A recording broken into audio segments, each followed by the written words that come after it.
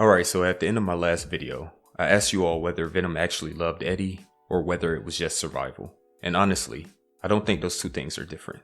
And the only way to prove that is to look at what Venom did without Eddie. Because the symbiote had other hosts, stronger ones, more capable ones, and it left every single time.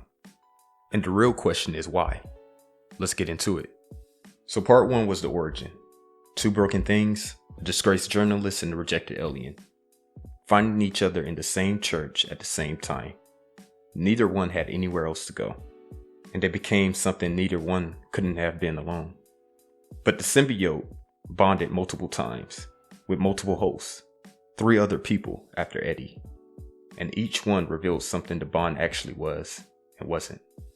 So the first host after Eddie was Matt Gargan, the Scorpion, and this is the part that doesn't get talked about enough, because Gargan was already a villain, unstable, dangerous, built on pure destruction and rage. And when the symbiote bonded with him, you would think more powerful host, same alien force, should be way stronger, right? But he wasn't. The symbiote started breaking down. Gargan kept losing control in ways Eddie never did. More volatile, less directed. And I think that tells you something real. The symbiote wasn't just borrowing Eddie's body, it was borrowing his structure. Eddie's grief had a shape to it. His rage had a target. Even his guilt had a direction. Gargan had none of that. He was just destruction with no structure. And the symbiote without Eddie's emotional framework started unraveling too, because it had learned how to feel from Eddie Brock. And when it bonded with someone who only knew chaos, it lost that muscle memory. And I think that's kind of dope, because when you think about it, the bond isn't a chemical reaction. It's more of on the emotional spectrum. And Gargan, he couldn't hold up on his end of it. But real quick, if you're still here, subscribe, because the story only gets worse from here. Okay, so next we got Flash Thompson.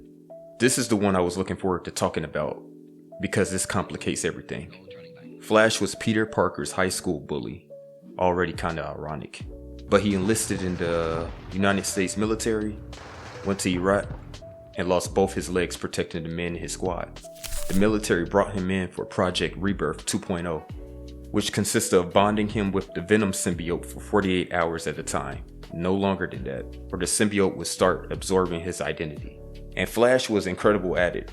Disciplined, focused, he used the symbiote like a surgical tool, and then he named himself Agent Venom. And he did actually good, and the symbiote cooperated in a way nobody expected. But then it started bleeding into Flash. Not the rage, something softer. Like it was trying to form the same bond it had with Eddie.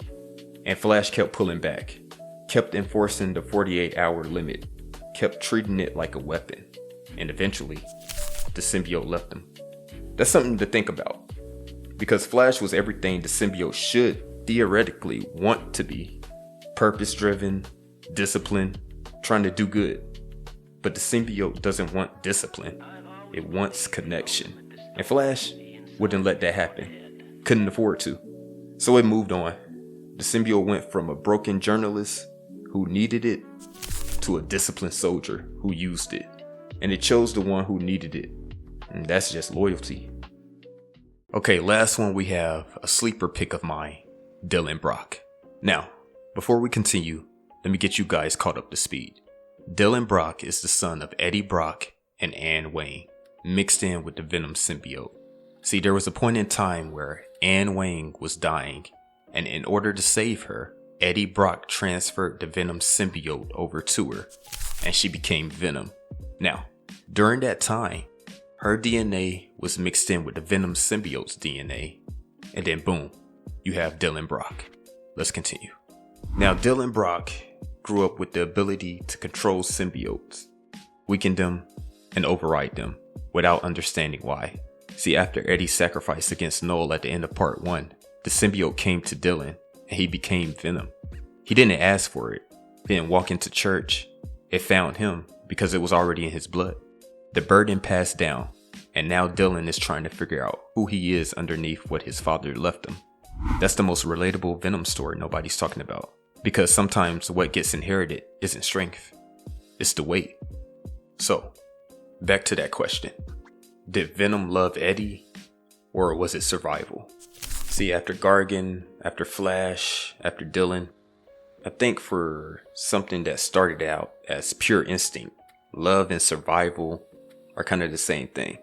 See, the symbiote didn't have a concept of what love was before Eddie.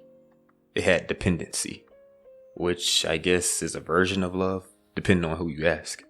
And every relationship you call real, strip it back far enough, those people are surviving it too. The ones that last aren't built at their best, they're built at their worst. See, Eddie was at his worst at that church, and the symbiote was at its most broken, and neither one left. I guess that's the most human thing in the whole story. But y'all let me know in the comments. Who do you think was the best Venom host? Not the most powerful, but the best. Was it the OG Eddie Brock? Or the redeemable Flash Thompson? Or the prodigal son, Dylan? Drop it below. Alright y'all. Later.